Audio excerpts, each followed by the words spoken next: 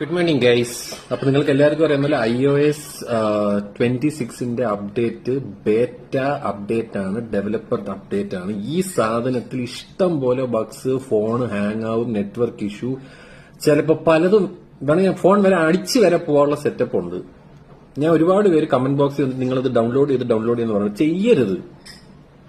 നമ്മളൊക്കെ ഈ സാധനം ചെയ്യണം, നമ്മളെ തൊഴിലാണ്. അതുകൊണ്ട് കുഴപ്പമില്ല, പോയാലും പോട്ടെന്ന് പറയാം. പക്ഷെ കഷ്ടപ്പെട്ട് മറ്റേ EMI-ലും കോപ്പിലൊക്കെ മേടിച്ച് നിങ്ങൾ ഈ സാധനം എടുത്തിട്ടിട്ട് അവസാനം എന്തെങ്കിലും പറ്റിക്കഴിഞ്ഞാൽ ആപ്പിളൊക്കെ കൈ മലത്തും കേട്ടോ. അവസാനം വന്നിരുന്നു അയ്യോ ആപ്പിൾ കൂറയാണെന്നൊന്നും പറയരുത്.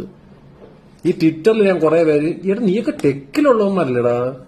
ബേറ്റ സോഫ്റ്റ്വെയർ അപ്ഡേറ്റ് എന്ന് പറഞ്ഞാൽ എന്താ? അതിന് പോരായ്മകളുണ്ട്. അത് അവർ റെക്ടിഫൈ നമ്മളുടെയൊക്കെ ഒരു ഫീഡ്ബാക്കും കാര്യങ്ങളും യൂസർ എക്സ്പീരിയൻസ് ഒക്കെ നോക്കിയിട്ടാണ് അവന്മാരത് റെക്ടിഫൈ ചെയ്യുന്നത്.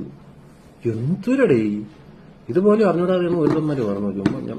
ഇതൊന്നും എടുത്ത് ഇടല്ലേ. ഞാൻ പിന്നെയും പറയാം.